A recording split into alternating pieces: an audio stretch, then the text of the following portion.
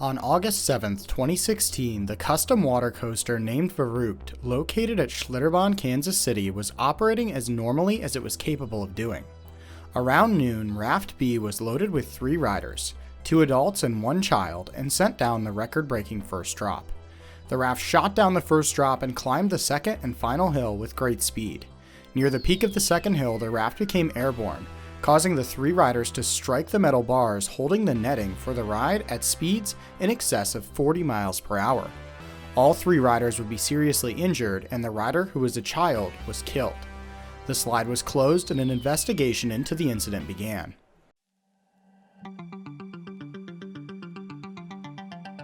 The investigation would first treat what happened as a freak accident, as based on information provided by the park, it at first seemed to be. But as the investigation progressed, whistleblowers from within the park came forward to reveal more information about how the slide had been designed and operated. The investigation also uncovered a long list of other accidents that had occurred before this and been covered up by park management. Verrückt had been designed by 2 owners of the Schlitterbahn company. The owners had originally tried to have the slide designed and produced by an established water slide manufacturer, such as ProSlide or Whitewater West. But these manufacturers refused given the tight timeline and scale of the project. The Schlitterbahn owners, who became the de facto ride designers, had no ride design or engineering background. They were also working with a very rushed timeline, with a goal of opening the ride in just 7 months, with a targeted opening date of June 15, 2013. The design team's lack of engineering experience and knowledge led them to design the ride using crude trial and error methods, with a prototype of the slide being created just 36 days after the idea was initially proposed. This approach meant that no calculations were made for the forces that the ride would subject riders to. The design team moved forward and contracted structural engineering out to an outside firm. The outside firm would later state that their work was rushed, but all required engineering calculations were made when designing the structure of the ride. This would be verified by investigators. The ride would be built in time for the 2013 opening, but early testing showed problems with the ride. Rafts loaded with sandbags would sometimes have issues clearing the second hill on the ride. Other times they would travel too fast over the second hill and become airborne. The ride, like other water coasters, was designed with high-pressure water jets on the ascent of the second hill that could push rafts up the hill.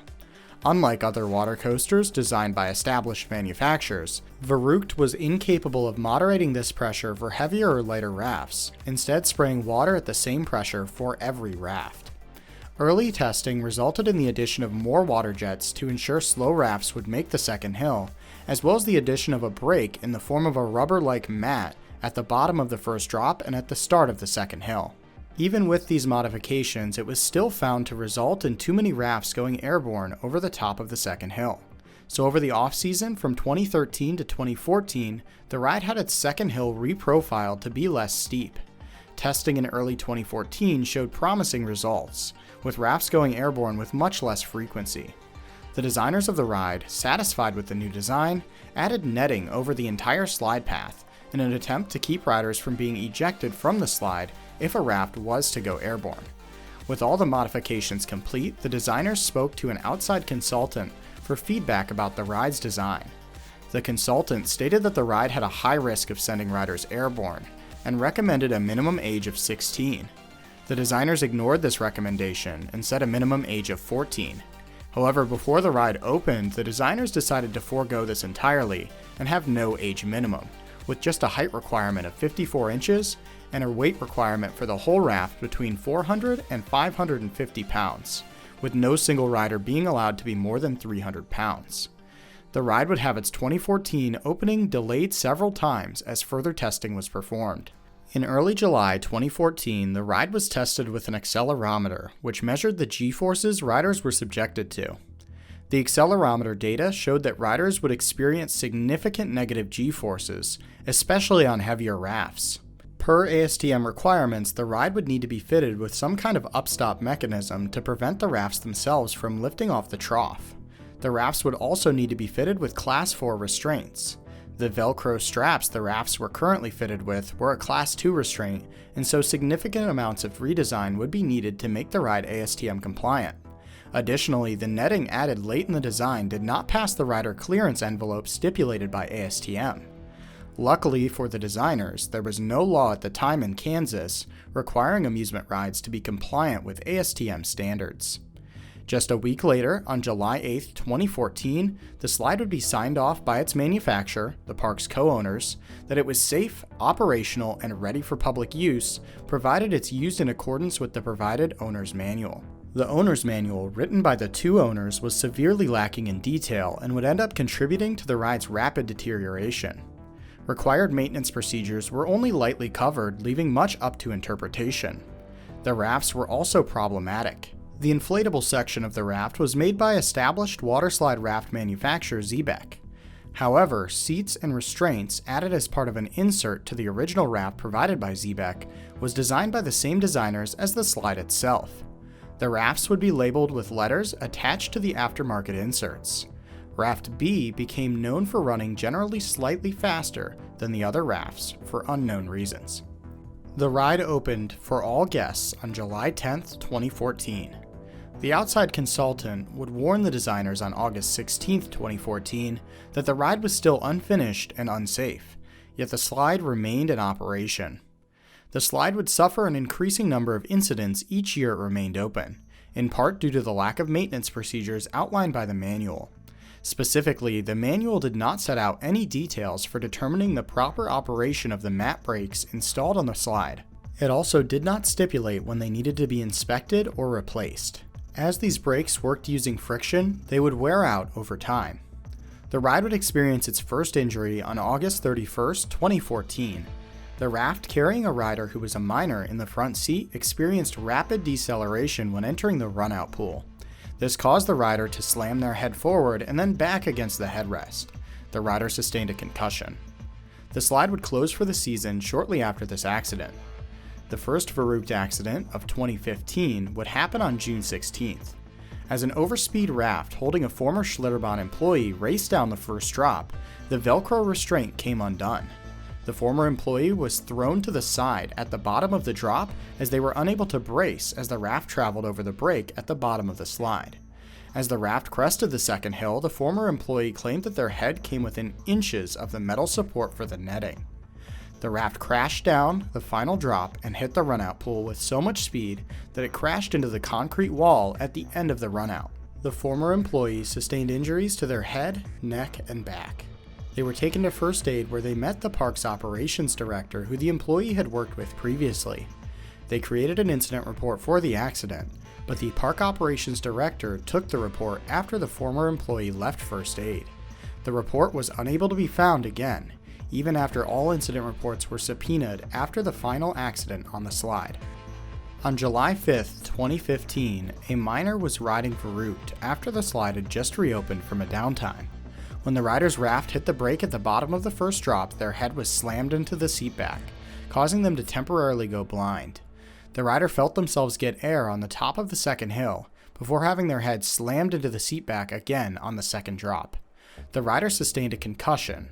The same park operations director from the previous incident personally took the incident report from this accident. On July 9, 2015, an adult was riding Verrückt in the back seat of the raft. On the initial descent, they felt the raft rise off the flume. At the bottom of the first drop, they were slammed down so hard they injured their neck. On July 11, 2015, an adult was riding Verrückt. The rider noticed several rafts which appeared to be repaired using duct tape. The rider claimed their head was whipped side to side during the ride, resulting in severe neck pain. On August 3, 2015, an adult was riding Verrückt with two children. The rider stated that when the raft crested the second hill, they felt it go airborne. This was followed by a hard landing that slammed the rider's head into the seat back. The rider suffered severe head and neck pain. Verrückt would close shortly after for the 2015 season. After nearly a year in on and off operation, the ride was already starting to show signs of wear and tear. Little maintenance work would be performed though, as maintenance staff were not informed of what needed to be replaced and inspected due to the lackluster manual. The slide would open in rough condition in 2016. This would end up resulting in 2016 having more injuries than 2014 and 2015 combined. On June 16, 2016, an adult was riding Verrückt with one other adult and one child in Raft B. The adult seated in the back went airborne when the raft crested the second hill. They hit their head and face on the hoop support and netting. The raft then slammed into the concrete wall at the end of the ride's run out. The rider sustained minor injuries, and Raft B was removed from service, but returned to service just a few days later. The park operations director intercepted lifeguard-written incident reports and had them altered to remove any mention of the raft going airborne. On June 22, 2016, a minor was riding in Raft B on Verrückt. The rider suffered whiplash while on the ride due to suddenly being jerked forward when the raft hit the runout at the end of the slide at high speed. Raft B was again removed from service and was inspected for any obvious clues as to why it was running so fast. The raft would remain out of service until July 22, 2016. On July 3, 2016, two adults were riding Verrückt. On the first drop, one of the adults' Velcro restraints came undone. To prevent themselves from being ejected, the rider grabbed onto the straps and dug their toes and feet into the corner of the raft. The rider had their toes broken by the forces of the ride and flexing of the raft. On July 25, 2016, a minor was riding Verrückt in the front seat. At the bottom of the first drop, the raft slammed to a sudden stop on the brake pad at the bottom of the slide. This caused the rider to slam their head into their knees, resulting in a large gash in their forehead. On August 3, 2016, a minor was riding Verrückt. During the ride, they got their foot stuck between the upper and lower portion of the raft. This caused their toenail to be ripped off. On August 5, 2016, an adult was riding Verrückt. After cresting the second hill, the raft went airborne and then thrashed back and forth on the way down into the runout.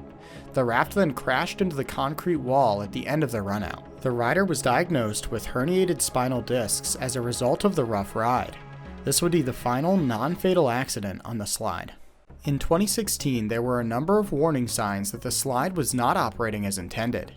Seasonal leadership staff created daily reports regarding the slide's operation and maintenance. These reports were submitted to the previously mentioned park operations director. Between May and June 2016, the following quotes were pulled from those daily reports. May 26, 2016. Boat B2 was abnormally heavy and ran fast and rough. June 18, 2016. B2 got air on the second hill for no apparent reason. June 22, 2016. Boat B was taken out of circulation today because it kept coming into the runout extremely fast and injuring guests. The reports of Raft B running too fast did not end here. Between May and August 2016, 17 reports mentioned Raft B running too fast or getting airborne. On July 22, 2016, Raft B was put back into service. The following quotes are excerpts from the daily report for Verrückt regarding Raft B leading up to the final accident. July 22, 2016. We put Boat B back into circulation and it ran smoothly for the rest of the day. July 25, 2016. Boat B was going really fast, maybe too much air, deflate Boat B a little. August 5, 2016. Boat B low on air and requires maintenance. Later in the day on August 5, 2016. Boat B needs less air than the other boats in order to go down slower. August 6, 2016. Boat B was going really fast. The maintenance problems extended beyond Raft B. The daily reports mentioned 8 times in July 2016 that the mat-based braking system on the bottom of the second hill was in the process of failing, causing rafts to overspeed. On July 28, 2016, it was noted that the braking system for the rafts had failed and the slide needed immediate repair. Between this date and the date of the accident, there were 8 written reports submitted to the park operations manager that the brakes on this part of the ride had completely failed. After the brakes failed, the reports of rafts going over speed and going airborne increased. The designers of the slide failed to place any warnings to operators about airborne rafts or how to judge the condition of the brakes. The operators relied on common sense for making reports to management. The ride's desperately needed overhaul may have been delayed due to August 7th, the day of the fatal accident, being the last day of daily operations for the park. With this information uncovered, we can reconstruct the final fatal accident on Verrückt.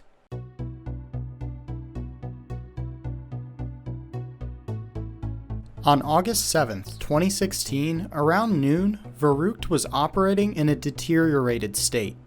The metal structure was rusting due to the rushed construction, and the crude mat-based braking system was partially missing, as the section on the second hill had failed roughly a week prior. Raft B was loaded with 3 riders, 2 adults and 1 child, who combined weighed just under the maximum allowed weight of 550 pounds. Raft B had returned to service a few weeks prior and was noted in the previous day's daily report to be running really fast. The group of 3, with the child sitting in the front, which was the correct seating position according to the ride's designers, were sent down the slide's 168-foot drop. The lack of a brake on the bottom of the first hill caused the raft to go airborne on the top of the second hill, sending the child and other riders directly into the steel support for the netting. The child suffered a decapitation. The 2 adults suffered skull fractures and cuts. Raft B continued into the runout at great speed. The ride was closed and the investigation was launched. The park operations director would initially appear to help with the investigation, but it soon became clear that they were attempting to hide information. Some of the information withheld included previous incident reports from Verrückt, as well as the operations daily reports. Seasonal staff from the park would intervene and disclose many of the problems with the ride. The investigators would end up interviewing several of the maintenance technicians who were tasked with working on Verrückt. When asked why they did not repair the brake mat on the second hill of the ride, each person responded by saying there had never been a mat in that location when the slide was open to the public. Investigators then showed the technicians a photo from a guest GoPro recording of the slide in June 2016, showing the second mat in place. They responded by saying it was the job of the park operations director to tell them what needed to be replaced. The park operations director, as well as the slide's 2 primary designers, would be charged with several different felonies. Ultimately, these would all be dismissed due to the prosecution using a highly dramatized Travel Channel video covering the construction of the ride as factual evidence, as well as using the slide's lack of ASTM compliance in their prosecution. As mentioned before, ASTM compliance for amusement rides was not required in Kansas at the time of the slide's construction. Verrückt would be demolished after never reopening in 2018. Schlitterbahn Kansas City would close the same year for good. The Schlitterbahn company as a whole was in very rough shape as a result of this accident, and as a result, they sold their 2 most successful parks, New Braunfels and Galveston, to Cedar Fair Entertainment Company, now Six Flags Entertainment Corporation. Along with this, Cedar Fair gained the rights to the Schlitterbahn name. The remains of the original Schlitterbahn company would sell the land the Kansas park sat on, and the family would exit the industry. The tale of Verrückt is full of drama, bad ideas, bad decisions, and ignored warnings. Had the same slide been made on a longer timeline by a real slide manufacturer such as Whitewater West or Pro Slide, this attraction and the park it existed at would likely still be operating today. The aquatic section of the industry naturally sees more injuries than the dry amusement ride section, but Verrückt was on an entirely different level of danger. The multiple prior accidents and close calls should have been a red flag to any sane manager or designer to close the attraction for a redesign. Unfortunately, these signs were missed or ignored. Ultimately, Kansas would implement much stricter regulations on amusement parks and attractions that no longer allow them to be self-regulated and require them to comply with ASTM standards. I hope you enjoyed this deep dive into the less covered side of this accident and ride's history. If you enjoy the way I cover ride accidents, please consider liking and subscribing so that these videos appear over others when looking at these accidents. Ultimately, I believe that facts and understanding of why these accidents have happened is more important than details about their victims. Thanks for watching this episode of What Really Happened, and see you next time.